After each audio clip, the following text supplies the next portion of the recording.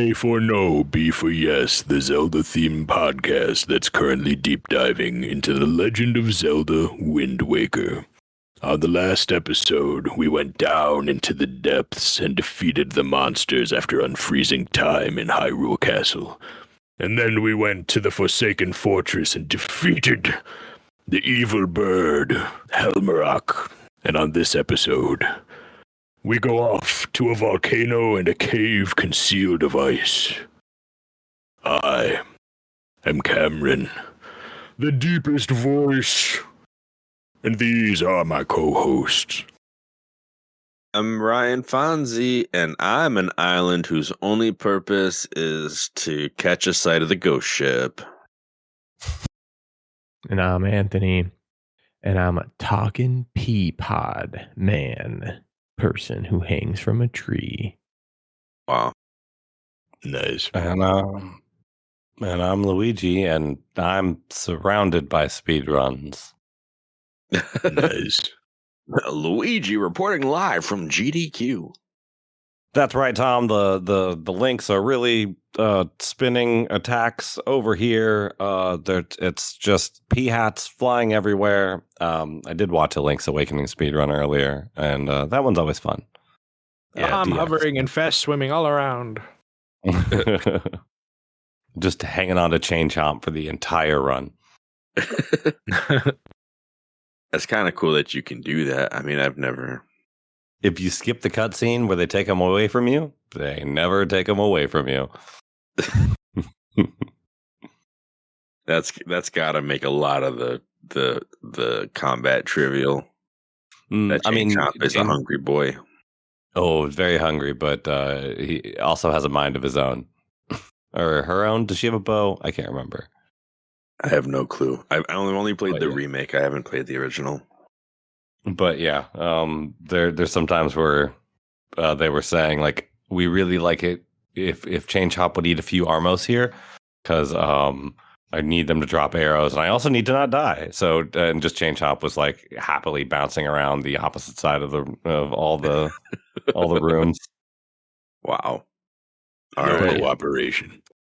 Okay, so Wind Waker, guys. We're at a really cool point of the game where we have these two islands on our map, and they're the next two dungeons, technically, like they're entrances in the next two temples that we're supposed to be going to find sages. However, we've elected to kind of ignore those for the time being in order to do a little bit of overseas exploration.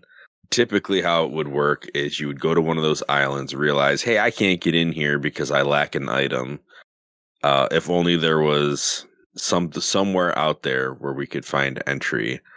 And then that leads us to these two elemental islands that you can only get into if you have a certain kind of arrow for your bow, which then leads to the fishman telling you, hey, if you go to this specific square on the map, you can get that power. And then you got to kind of piece together that the only way to actually interact with that island is to cyclone your way into it. For the four of us, we've all done that dance before. And so instead, we just went straight for the arrows without having to like retrace back to it, and went ahead and took care of those two elemental islands. Yeah, I'm more likely to accidentally warp there than accidentally like sail there. Yep, done that twice already. Yeah. So we just kind of went for the objective, and then we spent the rest of the prep for this episode just exploring the sea, and we're just going to talk a little bit about that as well. So, yeah, we should probably talk about getting the fire and ice arrows. Unlike most games in the series that have these arrows, in this one you get them both at the same time. It turns your bow into a Metroid Prime-esque device where while you're aiming you can just kind of toggle between ammo types. And the fire and ice arrows themselves take magic as usual. But it is kind of interesting. There's a lot of scenarios that you get into where it really doesn't matter which one you use, because they just do more damage. So, I don't know. I have been. Oh yeah. Go ahead. Well, I have been dropping birds out of the sky. I never really use the fire or ice arrows other than to like do fire or ice things that the game needs from me. But this time I've been like getting them out, and yeah, if you hit a rock that's messing with you on the open ocean, with an ice arrow, it'll freeze and then just fall and crumble. Yeah. I don't know. I've been shooting them at things I've never shot them before with them, so it's been fun. So, in order to get them, you call your buddy Cyclos. Well, you call one of his adorable little cyclones anyway, with your Song of Gales. His words. Yeah, his words. And you can ride that cyclone right into the heart of. It's like a ring island. I don't know if it's another tree. Is that what they're going for? It's kind of like what the Great Deku Tree is sitting in, except it's like even more enclosed. Huh. Yeah. I guess I never thought that it could be like a tree like that. Is it just a tree rock? with no entrance? It's a cylinder of an island either way. And it's got a little pond inside. It's a fairy fountain, but it's not just any fairy fountain. It's the fountain of the queen of the fairies. And this queen finally reveals herself, and she looks a little like Fee. Yeah. Okay. With the haircut anyway. From what I understand, it's a similar, like, I think maybe the same dev designed the look of the character as who designed Fee, but I don't remember if that's an actual story, if that's just some random anecdote. But essentially, they have the same hairstylist. And this queen of the fairies, is ironically modeled after a toddler. At least it's before somebody started putting mushrooms on people's heads. Yeah, that trend wasn't alive during this time. Queen of the Fairies talks to us. She seems to really appreciate Link in general for some reason. Decides to give us a gift for our journey. Floats back and forth with like a weird lullaby in the background. It's quite a moment in the game. Yeah. Totally normal, not at all creepy. No, not at all. She has a great fairy puppet, like a little marionette of one of the great fairies, just to kind of add to the creepy vibe. I feel like I know it's a marionette, but I feel like it's also actually a great fairy. Right. It kind of calls into question, or have all the great fairies that we've seen really just been puppets?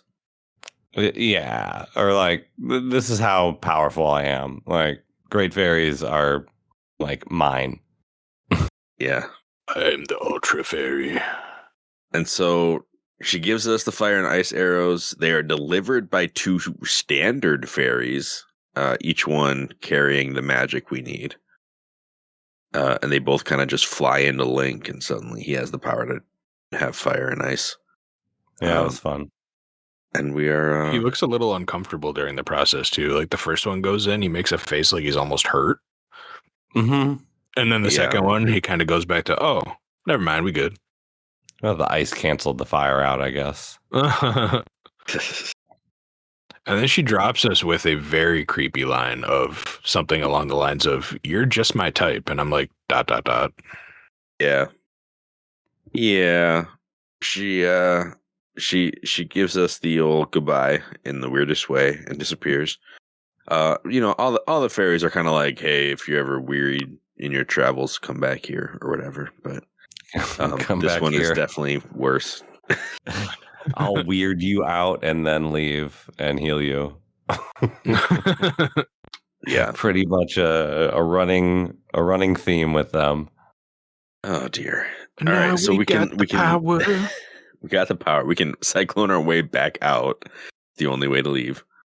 You think it would really mess up the stuff on the island, but the fairies don't seem to mind too much. And we can journey our way to one of the islands. I mean, I did the Fire Mountain Island the first this time around. I hadn't even found the ice one yet. I knew where the fire one was. Yeah, after you leave Dragon Roost the first time, it's like the first island you come across. Yeah. Mm-hmm. And you can't actually go to it at that time. So how these islands work is you have to shoot them with the opposite flavor arrow in order just to make them walkable. And then you get a 5-minute time limit to do a platforming challenge. And once you do that, you get a special item and you can make your way back out. This one, I always think it's not going to be enough time, and then it's fine. I've always struggled more with the Ice Ring Island than the Fire Mountain Island. But this time I've realized that I've been doing it wrong my whole life. So it actually went pretty easy. And I can explain that when we get to the Ice Ring. But this is the Fire Mountain, right? So it's kind of just what's written on the tin. Big mountain covered in fire. It's really just like a staircase. Once you get the fire doused, you climb up a series of ledges, drop into the top, fight some fire keys, fight some magtails, get yourself the power bracelets, right? The big I believe, yes, power bracelets. 2 golden rings and make Link real strong. Big old heavy boy, pick up big old heavy heads. Darn tootin'. Right. For some reason, there's small rock bombable, there's medium rock bombable, and then there's giant stone carving of a head, and that is not bombable, but it is liftable and chuckable, but only if you have the power rings bracelets. Quite chuckable. Quite. Is it chuckable like it was in Ocarina of Time, where he chucks it like 100 yards like away and up into the atmosphere back down? No, Fortunately not. I mean, that would be great, but no. For some reason, Ocarina of Time is more cartoony in that moment than Wind Waker. Barely move. Yeah, this one, you lift it up, you can kind of stomp around a little bit, and you may chuck it like maybe, I don't know, 15 feet or so, and it'll just crumble wherever you throw it. It's really not meant for anything other than opening passageways, which is a little bit disappointing, I think, but here's what it is. I want to be able to pick up a dark nut and just carry it around and toss it at a wall. I'm for that. This is my pet dark nut, everybody. Say hello to Steve. Hi, Steve. Hi, Steve. I will love him and hug him and call him Steve. Meanwhile, he's like snarling at you because he's a Doberman. Steve the Doberman. Don't worry, he does that with me too. If I remember right, there is one like Easter eggy thing. It's not even Easter egg. It's for a heart piece. But on Outset, that big old pig that is the last pig standing. We can now lift that pig and lead it to a wonderful heart piece as long as we bring it to the right patch of ground and throw bait down for it. Can we talk about that pig? Go nuts. Yeah, talk about that pig. Currently, as it stands, that pig is, unless I have yet to get hit by something, maybe you guys have gotten hit by. So I antagonize the pig, as one does with the wildlife in Zelda games, and he started going crazy on me. He smacked me really hard, more of a headbutt. He did 3 hearts to me. And then I tried to like run away again and he smacked me again. So that was like 6 hearts in the matter of like a few seconds. There's not even a boss that I've seen that does 3 hearts, which Big means pig. This pig has the power level of like Phantom Ganon, Helmarok King, all the bosses we've fought so far, the Dark Nuts, the Moblins. That's why Ganon chose that form. It's harkening back to all the cuckoo moments you could have in previous games.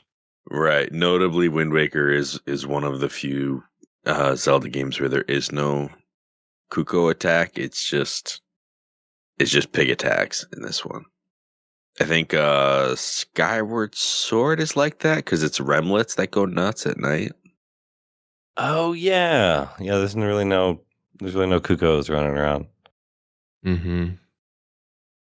Because they're the loft wings in that era. Yeah. And then it's a real T-Rex chicken situation. But yeah, that pig definitely got some meat behind it.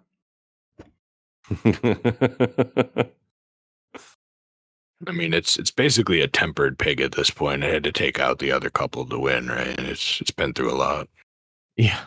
Yeah, something like that. It's a real brother, let me have some oats situation. As you might have guessed, there's one of these giant head statues blocking one of our entrances into the temples. But we're not going to deal with that just yet. We're going to go to the Ice Ring Island. Oh yeah, party time. This one, if you really like hearing Link, a lot, this is the island for you. I really like it when it alternates between the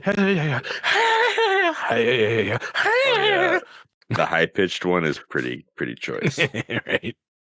I like to keep like repetitively tapping the stick so he goes yeah. Yeah, I did that for a bit. Not gonna lie. I was making some deep house music. Like it was pretty great. Yeah. So similarly to the fire mountain, we shoot this guy with it's a big old, icy. It looks like a dragon head or something. Mm-hmm. The entrance to the cave. It's surrounded by ice cavern-esque platforming ice block puzzles. Nintendo says it's Ice Ring Isle, but it's actually an atoll. It's an atoll. Wow. It's an Ice Ring Atoll. There we go. I had to. And so we unfreezify it with a fire arrow.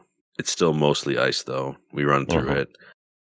Once you do your little hop-alongs outside, which is where I feel like you hear most of the Lincoln distress noises, you get into the cave where it's like a slide puzzle with keys. I usually try to shoot all the keys down before I even get into it. I fell off of this thing once or twice, and then I realized, wait a minute, I can just pull out my core oak leaf and skip this whole slide. Oh, okay. And so I did that, and I felt so dumb, but also so smart. I'm like, wait, why do I care about this slide? It's like it literally goes in a quarter circle and down. So the ending is right there. You just have to kind of fall off the edge and pull out your core oak leaf, and you're fine. I've been doing that a lot more, pulling out my core oak leaf when I otherwise like never would have, or they don't expect you to, or whatever. Like that's been a lot of fun this playthrough. Like, oh yeah, this is also a situation for the core oak leaf. Dun, dun, dun, dun. Yeah. So it definitely broke the intent of this room, but in a good way. In fact, once you get the item in this place, which is the iron boots. Ooh. I feel like they kind of lose some points in this game for me because they're really just to keep you from getting blown by wind. Yeah, and holding heavy stuff down. Yeah, you can't go underwater with them in a game that's like full of water. Missed opportunity. This game doesn't want to have an ocean floor. Yeah. Yep. This game doesn't want you to think about going under the water. They could have called it the depths. Oh gosh. Yeah, so you get the iron boots, and then suddenly there's a big wind channel that's blocking your direct path back out. But similar to skipping the rest of the dungeon with the leaf, I just kind of glided over to the ladder and said, forget about all that. But there's a hole you can walk into that's in the wind. Yeah. Is there? You missed the hole? What's down there? There's something good down there. I forget what it is though. It's either a treasure chart or a heart piece. I don't remember which. I think it's a treasure chart. Okay. I would believe, yeah, I think it must be a treasure chart. I'm not seeing any, like, I'm looking at a map right now that has, like, hints for heart pieces, and there's no heart piece on that island, but there very well could be a treasure chart. Yeah, I didn't see that at all. There's also a treasure chart outside because there's, like, a couple chests in ice that you need to melt. That one I think I got. Okay. When I saw the ice block with a chest in it, I was like, that's not going missed. And I grabbed that on my way in. Apparently the cavern only has rupees. The little hole in the the wind tunnel. I didn't miss anything that I needed. You missed rupees. I did miss rupees. Tingle wants his money. Beetle too. Tingle will get his payment. Too. Just tell him I need a few more weeks.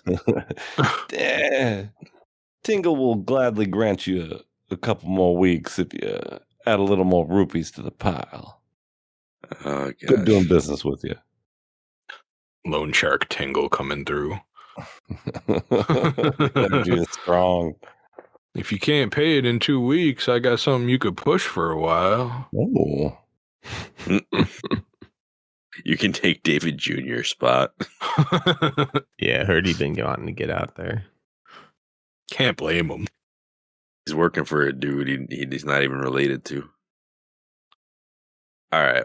And so that kind of opens us up. I mean, that's like step one towards these dungeons. We'll actually like talk about the story and the dungeon after that. We just want to kind of shave a little bit of this intro cruft off the bit. But for this point, it's kind of free exploration. What did you guys do? What was your strats for covering some of this ground, or see? So I went through and did some stuff that I hadn't done yet that we've already talked about. So like I went and I beat the Kraken and I saved the Great Fairy for more magic power. I got the bigger wallet from another Great Fairy. Which is one of the islands. I got the 60 arrow upgrade, the bigger quiver from another fairy on a different island. I went to the Spartan Beetle and I bought the bottle and the heart piece since I did just get the bigger wallet. Nice. I went and I found, I don't remember. I kind of spammed through them. I was like, you're not even Beetle. I have a theory. I'm working on it. Okay. Really would have been good if you'd said thank you, but okay. He sounded like Beetle though, crazy. I was like, that's what I'm thinking, man. Thank you. I went and I hunted down every treasure map that I had that was to an island that I've had discovered, so I could see it on the map. And I think I've only got maybe 8 to 10 squares left. So I found 2 heart pieces, and the rest were all just 200 rupees, which was really nice because I needed a combined 1450 to buy the heart piece and the bottle from Spartan Beetle. Oh, yeah. I wasn't out there hunting them down, but I was popping, every map open and just constantly running into more things, lots of money, lots of goodies, tons of them. I don't know if it was like that in the GameCube version, but in the HD remake, I know if you just open the chart, you don't actually have to like remember where everything is. As you sail around, the treasure spots get like a big blue beacon above them. Mm-hmm. Yes. So as long as you open the treasure chart, you don't have to think too much about like, oh, which island is this? Like, especially this early in the game when you don't have all the islands uncovered anyway, because you'll probably just end up there at some point. Yeah, and unless something goes horribly, catastrophically wrong, I can just roll up to those things without looking at the sea chart As long as like nothing gets in your way or whatever, I'm pretty good at like keeping my eye on it and then pop out the grappling hook. Right. I don't care if there's anything in my way. At one time, I had those giant sea flying guys. I had two of them ram into my boat twice while I was trying to fish it out of the water. And I'm like, can you just go away until I finally found it? And a couple other ones, I had ships shooting bombs at me and they just kept missing. So I'm like, all right, well, I'm just going to get this thing and leave. Yeah, I've done that. I mean, you pull it out and you like do once the cutscene starts, you see like 3 bombs frozen in air around the ship. I love those moments. Well, they all missed, so I guess we're just going to go look at this chest now. And then Right. It's just funny. Speaking of cannons, I did a lot of the reefs, the different eyed reefs. Oh yeah, that's what I did too. I think I did like 3 of them, maybe 4, but I think maybe I stopped at 3 because I was getting tired of them. Yeah, it was mostly why I was opening all of my charts, because I wanted to make sure, and I messed up a couple times, but I wanted to make sure that I knew exactly which chart I picked up when I blew everything up on the reef island, because those are the special charts. I got so was it 6 Island gives you a chart that leads you to the big Octo chart. And 5 Island has one for the Great Fairies. And 1 Island is kind of weak, but it's also the chart for 1 Island is outside of 1 Island. So you pick it up and then a beam of light pops out of the water like outside the wall and you're like, oh cool, I'm here. I think that was that the light ring chart? Yes. So like what?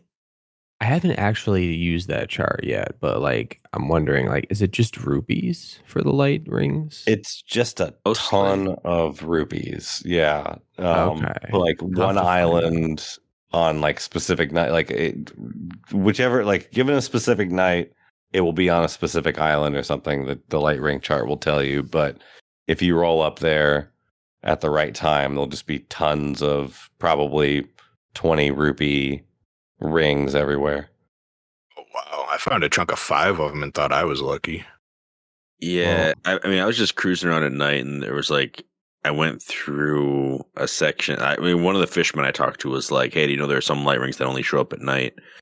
And he was like next to a cluster of them, but I decided I didn't have the time and just kept sailing. I don't need your $20, fish man. I don't stop at every light ring. I ignore most of them, if I'm being honest. I mean, at this point, it's getting, like, why stop? It's $20. Yeah, because if I take out one of those ships, like the little iron ships, like I'll usually stop and get their 50 that they drop. But other than that, I'm usually pretty cash about the trawling. If the ship drops an orb, I will roll my eyes and move on. Sometimes my favorite is when you blow up a ship and it launches a rupee back at you.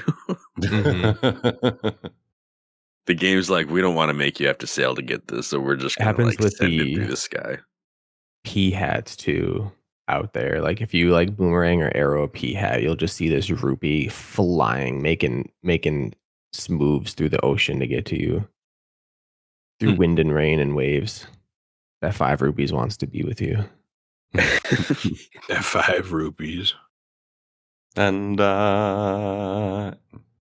trying to think of what special charts I got. I definitely got the submarine chart.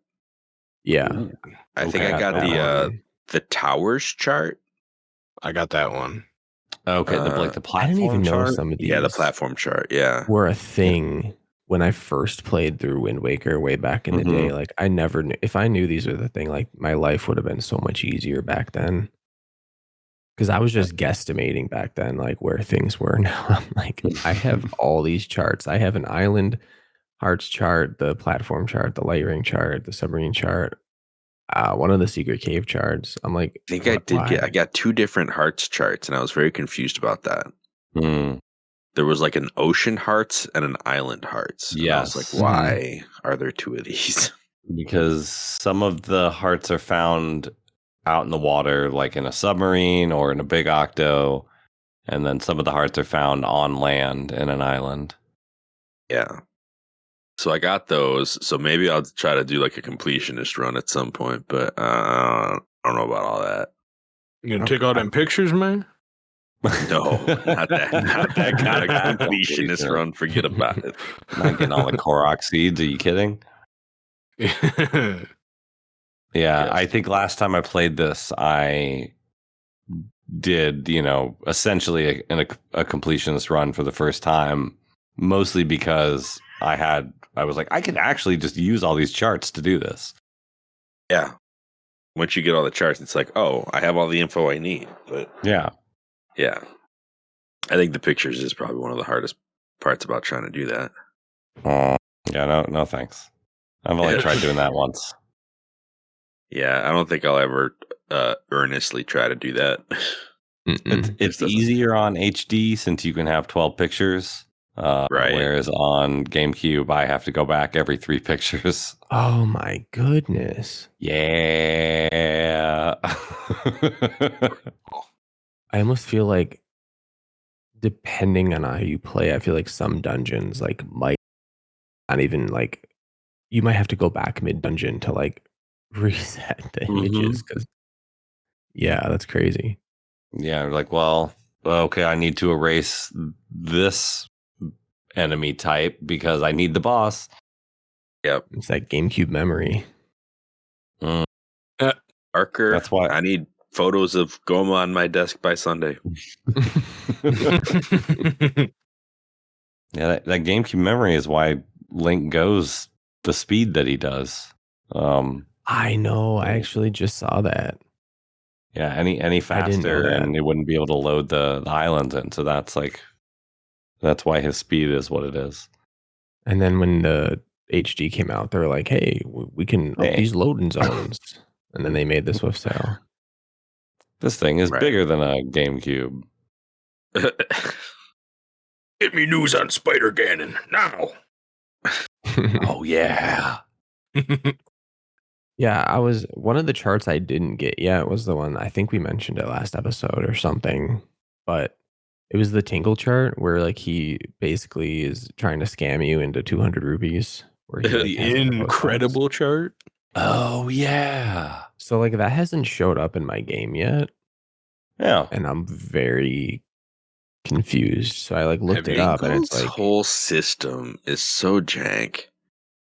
He's like, I charge you the postage for 200, but then every time you get one of these charts, you're gonna have to pay me to decipher it. So that's more money in my pocket. You should have he should have paid us to take the thing. Like, what are we doing? Well, I think to be fair, a COD, he wouldn't be getting any of that money. That's all the shipping costs. It's just payable on delivery, so he's not covering any of it. He's like sending it to us collect. Well, it's poor customer service. Yeah. Oh, poor customer service. I mean, poor businessman over here for sure. No. He's exploiting everyone, even his own family. He's only taking I don't know why 70% share too. It's very humble of him. Yeah, I don't know why that letter hasn't shown up for you. It's not because you don't go to visit him, because I haven't stepped foot on that island in this playthrough, so I got mine. Yeah, I've talked to him. I looked up the requirements, and it's like once you've rescued Errol from Forsaken Fortress, it'll just be in the post box. Like it's just there, and I'm like, well, it's not. So yeah. I still haven't helped the speaking of postmen and post boxes, I still haven't helped the new employee actually climb up into his new position. He's still just chilling on the shore trying to figure out how to get to his job interview. Gotta help him out. I haven't helped him out or the bad boyfriend up at the Rito town who committed to a golden feather when he didn't have any. Yeah. Yeah. You want gold feathers, babe? I got you. Some more detailed things. I went to Windfall and I lit the windmill lighthouse. Nice. And I also did the thing where you like become part of the night watch and follow Mila around until she tries to break into the chest of the one dude who runs the island decorating association store. Be like a whole poor thing. person. Yeah, she's she's the character who used to be rich, but then the pirates shook down her dad for everything he had, so they became homeless, and she's now she got a day job, but apparently that wasn't working fast enough for her, so she's gonna try to rob her boss. You're gonna rob the day job. The night job is robbing the day job. So you sneak up behind her, you do an entire interrogation sequence. And you can basically say like, "Yeah, I'm here to stand for justice." And she's like, "Will you just let me go?" And you can basically just say, "No, I'm not going to do that." And she's like, "Either way, you end up letting her go." But because of how grateful she is, she gives you this an empty bottle. Let's just call it what it is. Yo. But she has some statements about how like this bottle is so crystal clear. I wish my soul could look like that. Yeah. Well, that's not going to happen stealing from the day job. Sometimes this game tries to have emotional moments. Sometimes it does really have emotional moments, but then sometimes it tries to have like this like character say something deep, and I'm like, no, dude, it's just wind. Yeah, in this sequence, I remember if you're reading it, taking it seriously, it can feel like, oh wow, she just said something kind of what's the word dope. for it? The most dope line. She's dropping hot bars. No, I don't know. It sounds like there's some actual like longing there, and you're like, oh shoot, like where did that come from? But yeah, when you play it and you're just like spamming through the buttons, it's like, okay, that was kind of random. I don't know why you decided to tell me that. Yes, you used to have money. Yada yada yada. Go away. Yeah. Can we talk about the old man who was like a beggar and poor, and now he's rich and just a jerk? Yay! Yeah. Oh, class trader.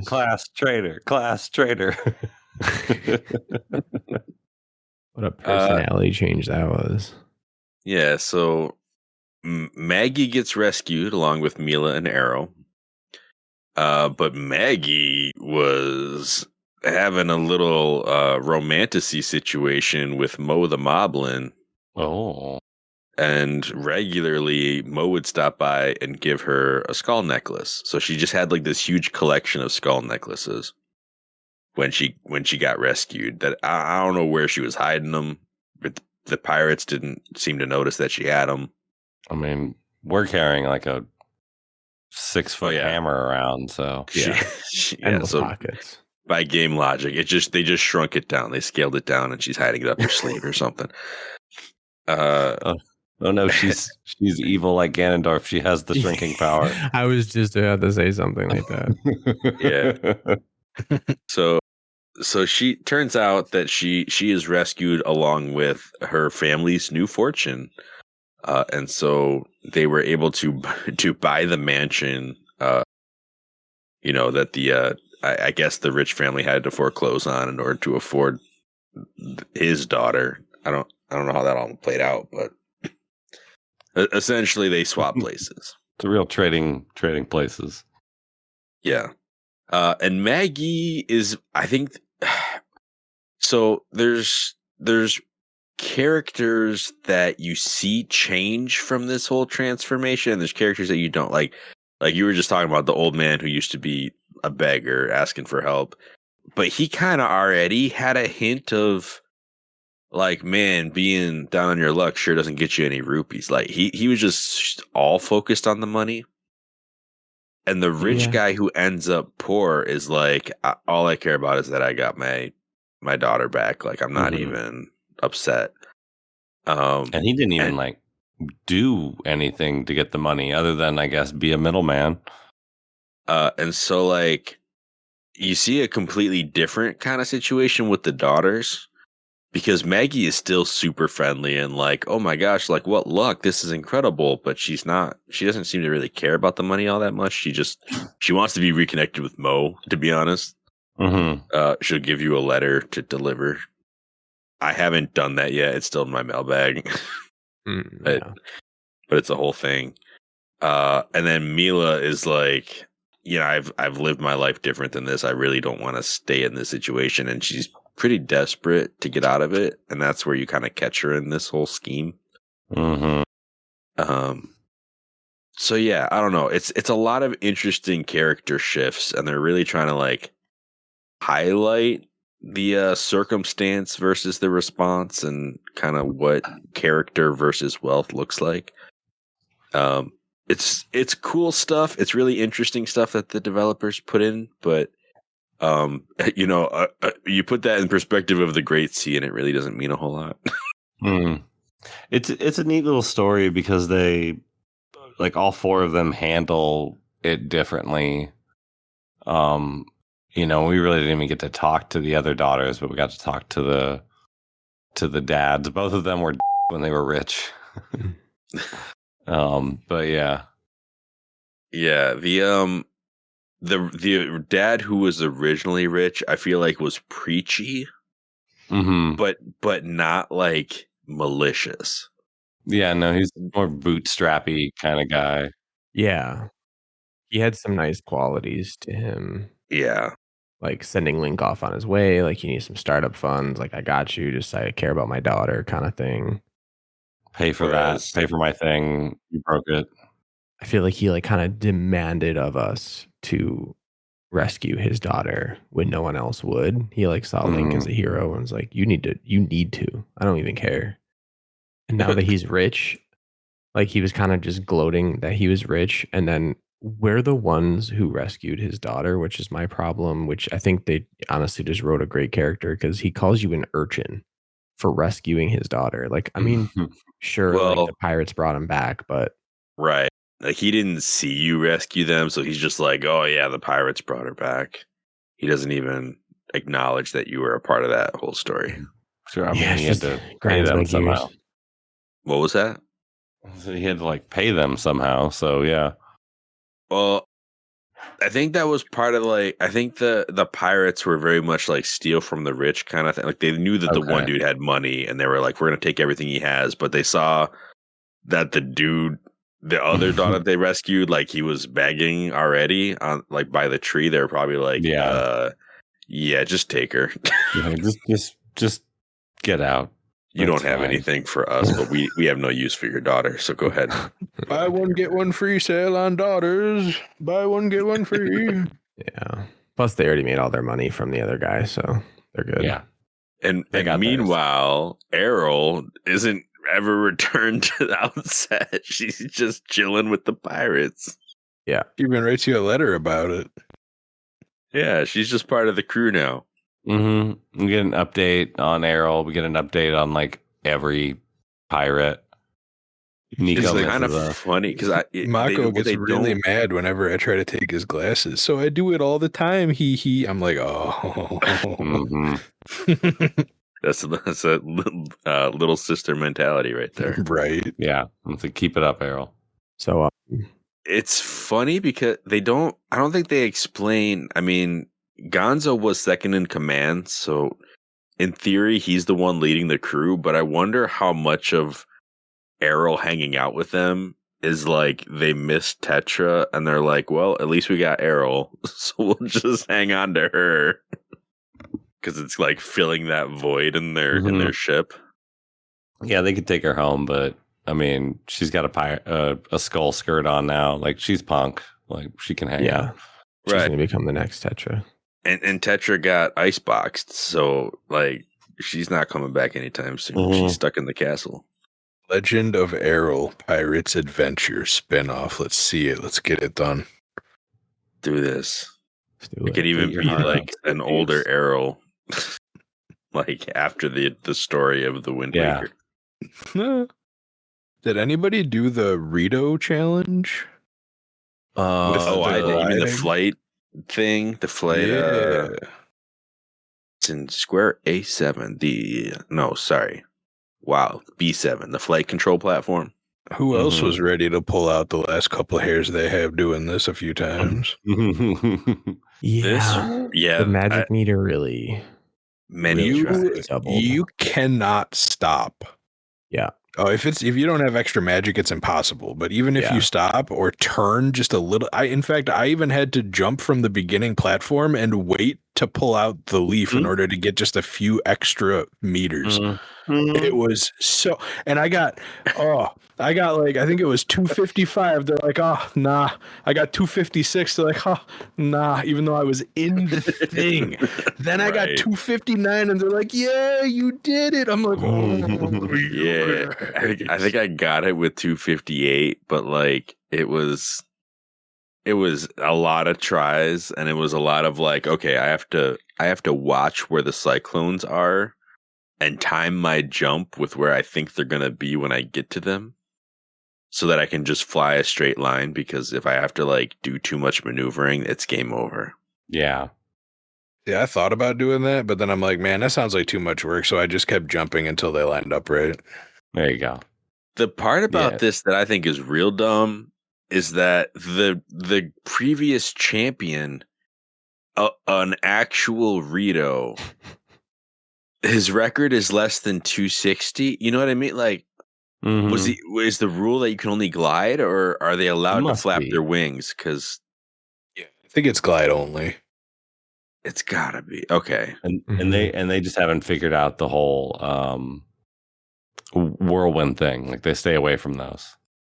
They're like, oh, those are bad. Those are dangerous. Yeah, they're dodging them. We're using them. Right. Right, because they don't rely on magic; they just kind of naturally glide. Yeah.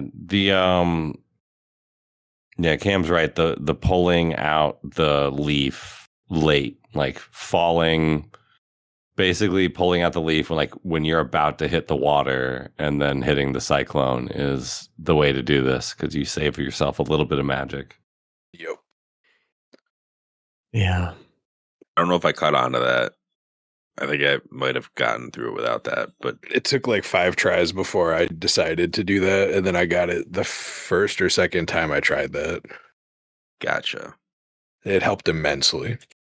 Right. There was a It is trick painful that challenge. I remember seeing on YouTube. If you like repeatedly like take the Deku leaf out and back in, you could go a little bit faster and gain some distance at the cost of height if you're like just got up into an updraft. Hmm. Apparently, sounds it like some gets you speed more running thing. distance that I I don't know. get I you. didn't try it, Because but I think the leaf takes like half a second to maybe like 0.8 seconds before it actually drains your your magic at all to use it. So if you put Mhm. it away before that tick happens and then fall a little bit and pull it back out, you probably refresh the time before it takes the magic. So if you do that 2 or 3 times, you could probably go a little ways without losing any magic. But I did not have to rely on that, thankfully. Hmm. yeah, Yeah. I don't know the speed run trick, but there is a way to get extended leaf usage or like not use the meter as much or get more distance or something. That I don't know how to do it. All right. Yeah, I don't know anything about that. Yeah, Wind Waker speedruns are ridiculous. I mean, just watching someone do a randomizer of Wind Waker is fun, but it's crazy. I like the super Yeah. speed swim. That looks so silly. Pausa. Mhm. The game gets run usually in Italian. Is like the fastest translation to get through all the dialogue. And so when they do the super swim thing that Cam's talking about, it's you have to pause to kind of like every time you change directions, you pause And in Italian, pause is pausa. So everyone's just like pausa, pausa, pausa, pausa. Hilarious. My journey on this ocean, I kind of went around the whole outside. I did that too. So I did see not only like the other things of note, in like G1, very bottom left corner, there's like a little golf mini game. That was pretty fun. It kind of reminds me of Goron Golf, but like the ancestor of Goron Golf, where you use those like nut husk things from the Forest Haven, and you use the leaf to kind of blow them into a cup. But you can't actually approach the cup. Like they do like the whole spiky vine in the way, and once you get the ball in, that's how the vines come back down, so you can go to the next hole. And you're all like, at first you're like, oh, I'll pick this nut up and go over to the hole, and then get whacked with giant vine tentacles. Yeah. Otherwise, there's a boating course that I did as well, and that one's like kind of towards the far right side of the bottom. I did that boating course was super easy. I think I missed 1 rupee on the whole course on my first try. And then I didn't try again because it was just rupees. I was like, there's no way, if there's no other reward, I'm not just going to keep doing this for rupees. Yeah. He said that the course changes depending on the wind. Okay. So, probably more money or less money. I'm sure there's a particular direction that's the best direction to do it, but I don't know. I thought was interesting is that the course is run in a big circle, and you don't actually have to change the wind direction to run it. Like your boat just automatically does the swift sail thing. Even for me. Yeah. Like I didn't use the swift sail, and it just did that. Yeah. So that was kind of interesting. If you so the starting line for that is like 2 islands with like a banner over it, and the guy's like, you have to get up, climb the island, go talk to the guy, and then he puts you in coral and you do the race. Yeah. If you were to position the wind in such a way that you can hop from one side where the guy is to the other side. Yes. You can do the Korok leaf thing, and that's where the submarine chart is. Right. Okay. Yeah, I did that. Okay. Yeah. I think. Well, yeah, I did say earlier I got the submarine chart, but you did remind me. There's a hole that you can see from where the guy is standing. And so that was one of the first things I didn't even talk to the guy at first. I just flew over there. I was like, let me check this out before I even talk to you. Look, we got business to attend to. But after I kind of covered the whole left side, which, I mean, there's like a fairy island, some of the reefs. There's the Needle Point Island, which was probably the most interesting one over there, aside from golf. Going up the right side of the map is way more boring. Yeah. It's mostly like spire islands that are only usable if you have like the correct sea chart, or if you're looking for the ghost ship. A lot of those islands are landmarks for that.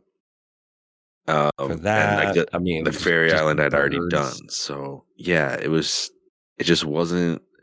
Like by the time I got there, I was almost done with my exploration for the night, because I was just like, what did I even come up this side for? Because there's like nothing left to do. And like only one of those islands that has birds like has a like switch that you need a seagull to fly up and get. Yeah, but I definitely spent a bunch of pairs at all of these islands trying to like make sure there was nothing up there. Yeah. It's always upsetting when you feed the fish man and he's like, hey, have you ever seen the ghost ship? I'm like, you've asked me this like seven times, sir. Shut up, fish man.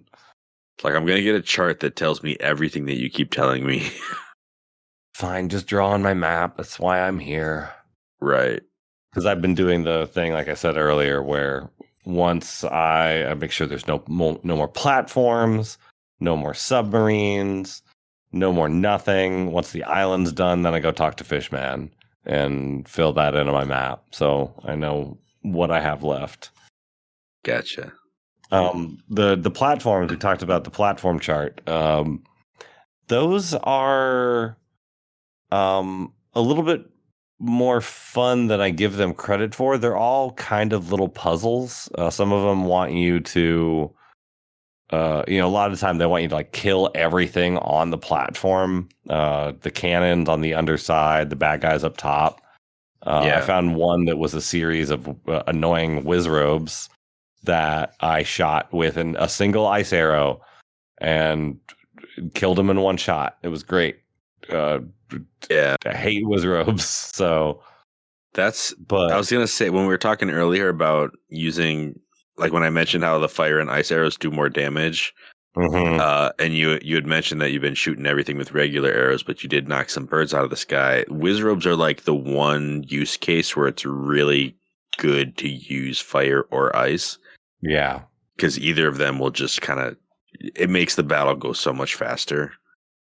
Even like the high level ones, you only have to hit maybe twice to get rid of them. So it's just good to be using elements when you're fighting wizrobes. Yeah, I discovered that in the one submarine that I did that had wizrobes. I think I just had ice arrows already on, so when I shot an arrow at it, it happened to be ice, and I one-shot it, and I'm like, ooh. This is new and fun. I don't have to worry about them anymore. Yeah. With that platform, is some hard wizrobe fights still left to be had. Well, yes. I'm sure it'll be a whole discussion. Man. I don't know. It's hard fights are just like really annoying settings for those fights a lot of the time. Yeah, true that. But yeah, that specific platform with the wizrobes, there's 3 of them next to each other, but only the middle one has a ladder. And so you have to like change the wind and hop from one to the other. And it's kind of, they're all kind of, they have a little twist like that. They're not too complicated, but it's like, okay, what's the deal with this one? What do you want me to do? And I like figuring out little micro puzzles like that. It's the original Shrine.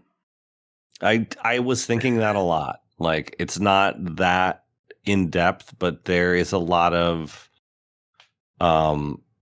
repetition out here. There's a lot of rooms that are similar but have different things going on, and I've often thought of Breath of the Wild as very Wind Waker-y in its solitude and the fact that you're just kind of out there alone looking for stuff. And always kind of like that vibe. So this is kind of the opposite of that, where like I'm seeing just kind of little puzzles hidden everywhere. I always wish they were better and more thought out, but I like that there's just little stuff kind of out there. Just it feels a little copy pasty sometimes. Yeah, I feel like Breath of the Wild gets a lot of credit as being like the first true open world Zelda. I'm like, if it wasn't for the opening, like the heavy railroading that you get faced with in the first 2 or 3 chapters of this game, once you get to this point, it is an open world. Like you kind of just go wherever and do whatever you can with what you have.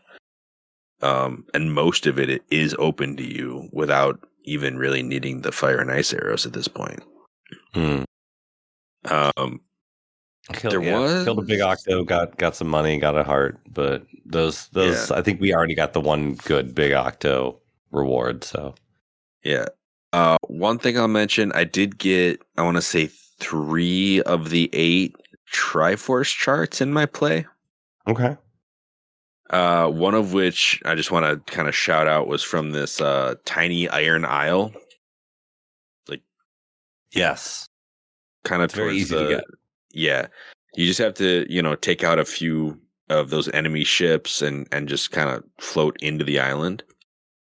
Yeah. And play your song, get your chart. Oh, sorry. I think there's one that sits in the entryway that you have to take out, but I think the other 2 are just around and they don't matter. Yeah, maybe it won't let you get past it, I think. But yeah, that's if you have to kill it, then yeah, that's the only one you have to kill. Right. And then basically, in the HD version, it's like, here's the chart. Right. Yeah. The thing about this island is that there are enemies. There's Helmaroks and there's Bokoblins perched on top of this island, but there's no way to actually get up there.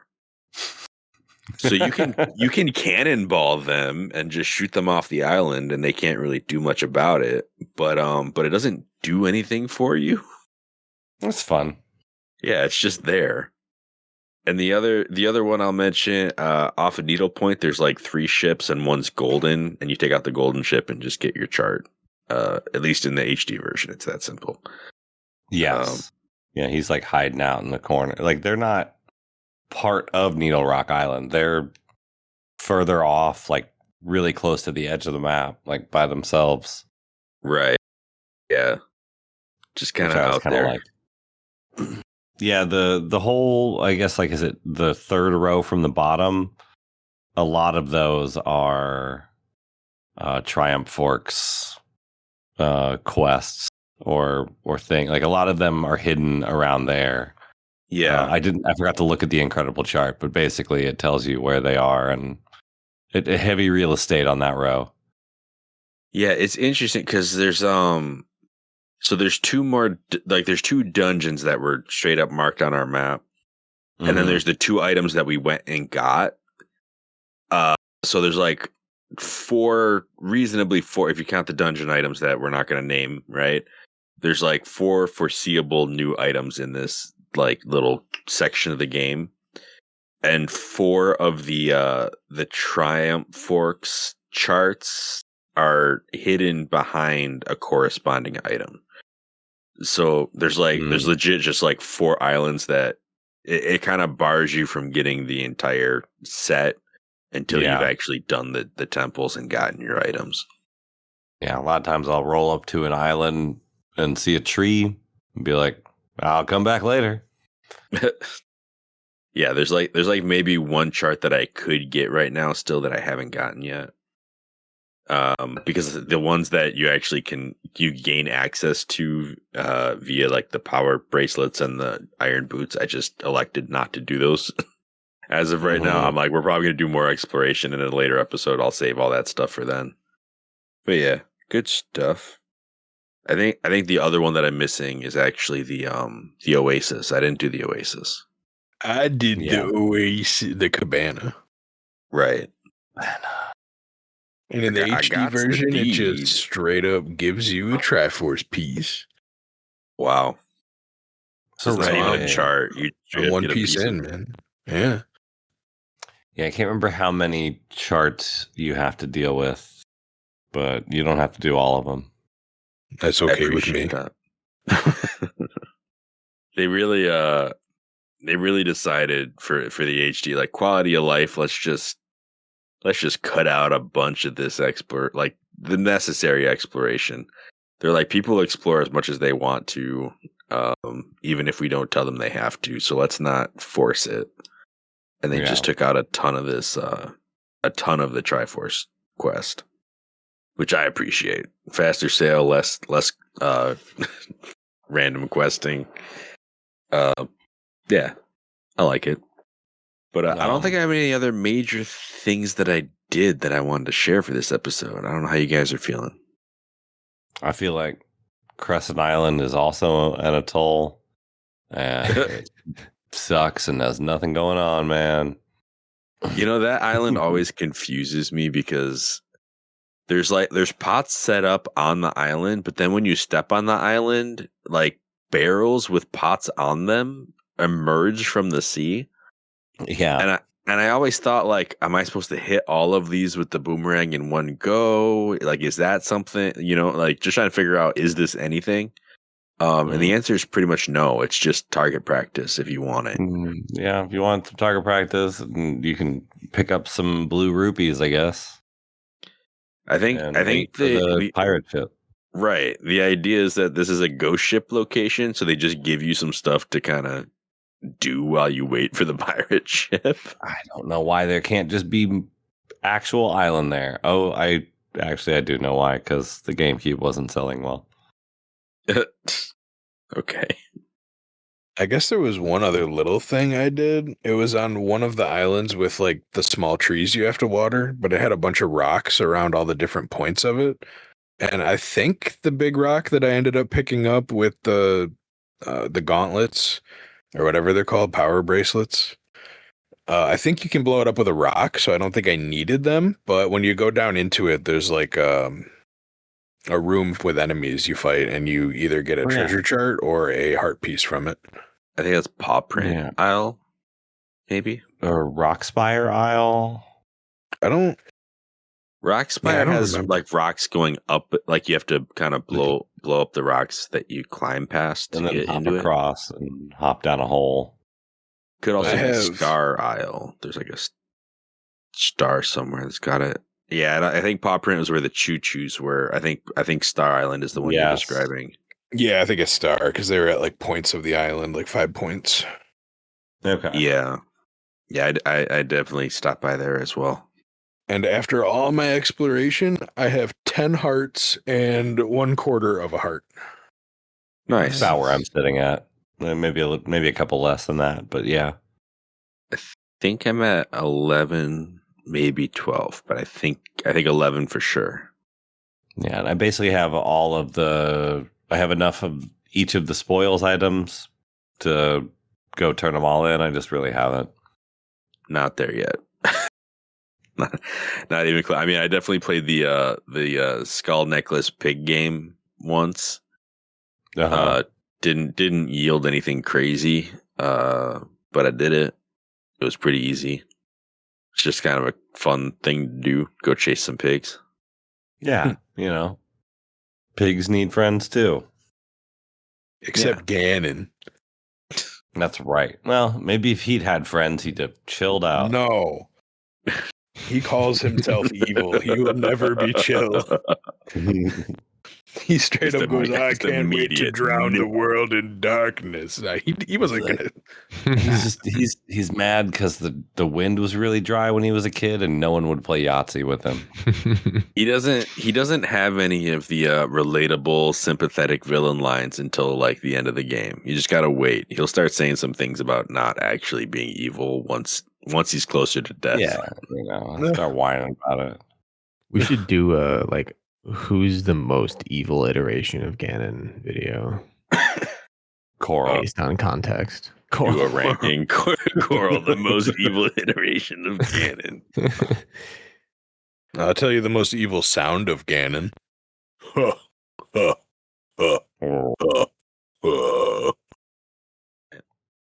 Evil. I did have a few things to talk about, and also I was gonna go into talking about the whole letter quest with Maggie and stuff because it's just so funny. It was one of the funnier quests that I've done in the game. Okay. So Maggie obviously is out of Forsaken Fortress, and you go to talk to her, and she's just basically telling you how much she's in love with Mo, the Moblin. And you're like, oh, okay, that's kind of cute, like he's giving her skull necklaces and she's really happy. She misses him. She's telling you, she loves him. And it's just like, oh, okay, that's cute. And then she asked you to take the letter. So you deliver the letter and then you go back to Windfall and you talk to, or you just go in and the dad is yelling at the postman, like, don't you dare deliver this guy, like, being a protective father and all that. And sure, just yelling at the postman, like, I refuse to let my little girl talk to this guy, like, yada, yada.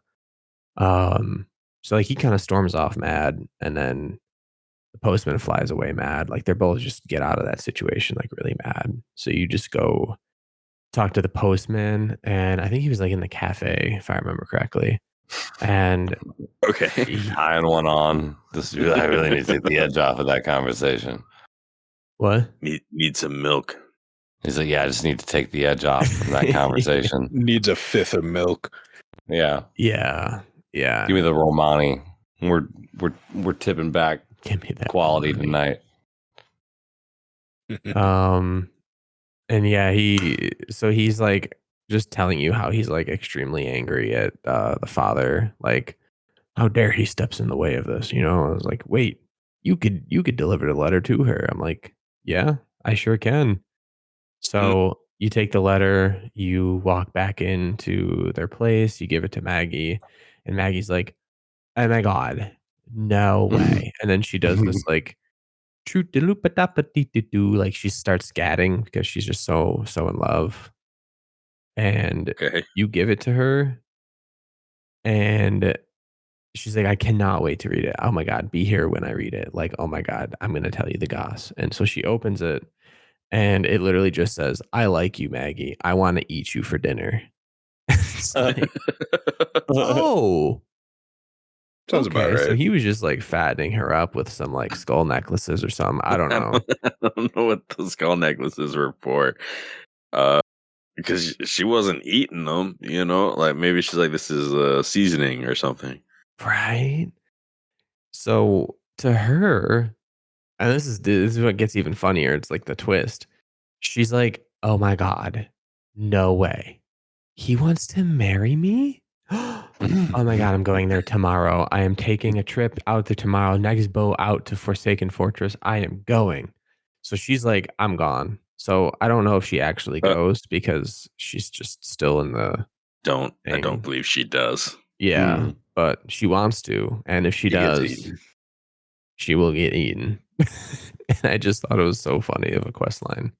So if the sailor's mom can't even get a ride to Dragon Roost, I don't think Maggie's getting a ride to the Forsaken Fortress. Fair point. True that. I'll take her. True love knows no bounds. We quest for Mo.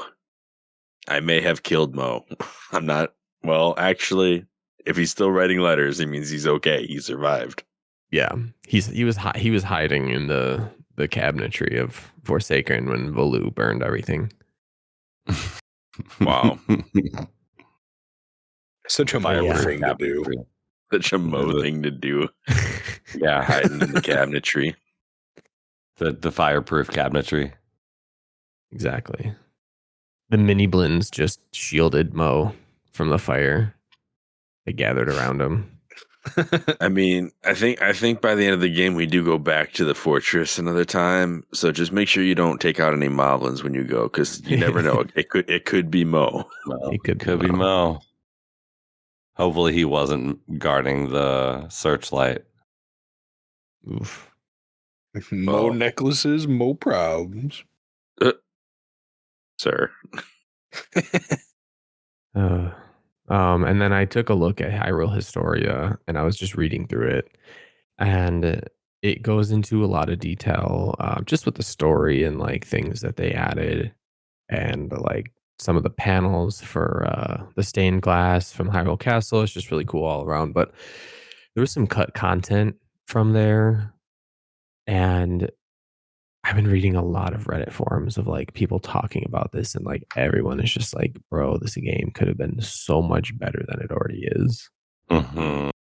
And yeah, reading through it, I definitely like agree with a lot of the statements they're saying. So I'll just start small.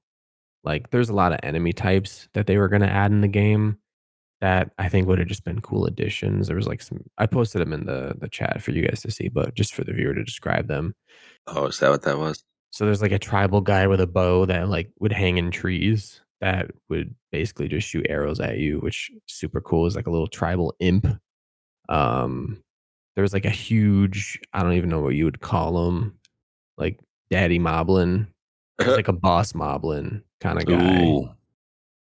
And he would have been a cool boss fight. They apparently intended him to be a boss fight in one of the temples, but ended up not going forward with him. And then there was apparently 2 cut races that were supposed to be implemented in the game. I don't know where or what island, but one of them was a pea pod people, which is why I said at the beginning of the episode that I'm a talking pea pod person in a tree. So Okay. really cool design. Apparently, they were supposed to be in Forest Haven, from what I gathered online. They were just another race on the side of Koroks, whether they were going to be implemented in place of Koroks or like just Yeah, it seems whatever. like maybe Koroks won out against these guys. Mm-hmm.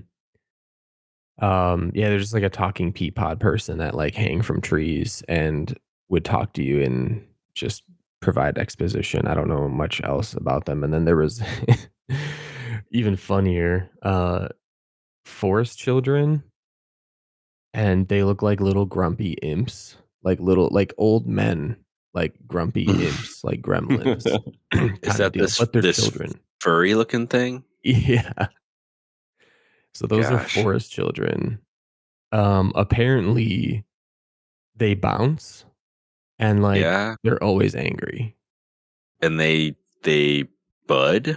Is that what I'm seeing in this image? There's like a little one poking its head out of the fur of a larger one is what it looks like. I'm Yeah. not sure if that's okay.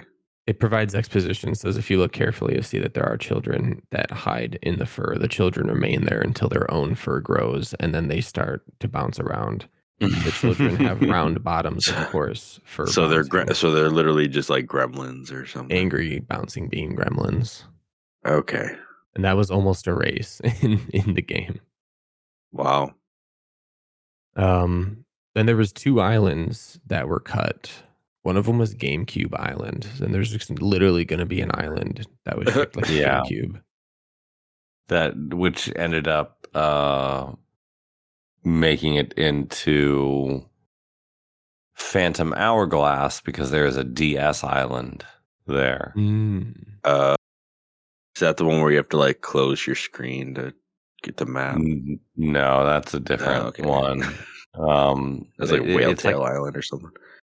Yes, I think that's what's going on there, or at least that's what whale. you draw. Yeah, yeah.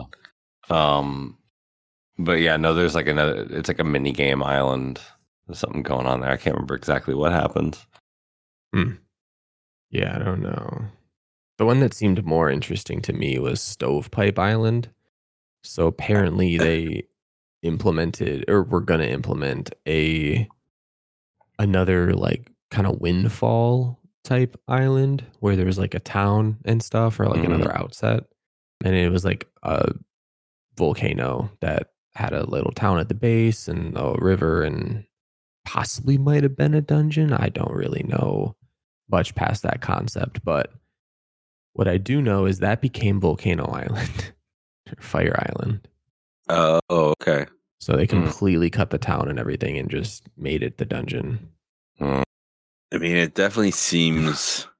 I mean, you could tell just by this image that you posted up, the concept art, that it probably wasn't the most kid-friendly place. Yeah. It definitely seems like it was gonna have a lot of like tobacco use for some reason. So I can see why they cut that, but would have been nice to have some more towns. Yeah, to be honest, or even if not that. Just another town. I mean, I guess we have the Rito Village and Outset, but like, need more. Need more. You know. And then the last one, which I never knew this. I did know that there was supposed to be planned content. And I know we talked about this last episode for the underwater, so like the Hyrule Field and like everything out there. But this kind of goes into more depth of what they were planning for that. So there'd be fishermen on these little piers scattered throughout the ocean, like the Bokoblin Towers. And these fishermen would just be sitting on the pier fishing. And you would be able to like kind of warp from the ocean to the underwater. And basically there was like a hook, in Hyrule Field that you would grab from this fisherman, and then they would pull you through the water into the upper world, or you could ride the fish hook down to the lower world. Okay. And so they had that like pretty early on planned, and I guess they scrapped it, which I feel like would have been cool. Like an early, what's that power in Tears of the Kingdom? Ascend. Yeah. No, would have been cool. Would have been cool if they also got to make a Wind Waker 2 Mm-hmm. and actually gotten to use a lot of these ideas. Darn you 2004 people that were angry with this game. They still could, right? I mean... well, a lot of the ideas have already been repurposed and used somewhere else. But yeah, they could. They could still do a Wind Waker 2 if they really wanted to. I mean, I think that would have to, I wonder if Aonuma would have to push that. Right. Like they already said they don't want to do another game in the same Hyrule as the Breath of the Wild Tears of the Kingdom. So whatever comes next is going to be a new map. I'm just saying, if it was a Wind Waker map, I would not be upset about that. I hear that a Ocarina remake is in the works, but that would be pretty wild. I would also probably enjoy that very much, especially if they actually kept the story depth, which is the thing that I would be most concerned about, to be honest. And I wonder if they're also doing it as a in the style of Breath of the Wild, making it Ocarina of the Time. Oh gosh, I mean they could just call it Hero of Time. Hero of the Time. Hero of the Time. Mm-hmm. I think we can get rid of the of the though. I mean, if we're getting rid of the map, we should probably get rid of the of the. Well, I think that it's now canon that the Breath of the Wild and Tears of the Kingdom games are just now the of the games. Of the games. Pretty much. I say that we of the every single Zelda title. So we have Wind of the Waker, and Twilight of the Princess, and A Link to of the Past. Gross. Links of the Awakening. Yeah. Oracle of the Seasons. Yeah. Skyward of the Sword. Let's open world every Zelda. Of the Mask. Minish of the Cap. That one sounds pretty good, actually. Well, it's not in modern lingo. It sounds like they're just full of it.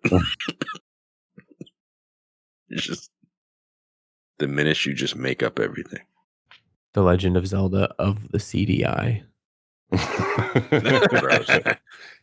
All right, guys. I think maybe we should tie this episode up. Put a bow on it, Fonz. All right. Only if it wants that. Only if it's usually it does. Yeah. Okay. All right. So, y'all, thank you so much for listening to our episode of A4NB4Y. This was our first major exploration episode where we covered the Fire Mountain and the Ice Ring Isle. Next episode, we will be diving into one of these major dungeons. Thank you so much for listening. Be sure to catch us next time on A4NB4Y. A for no of the yes. This is of the podcast. Wario time. Did you get all that?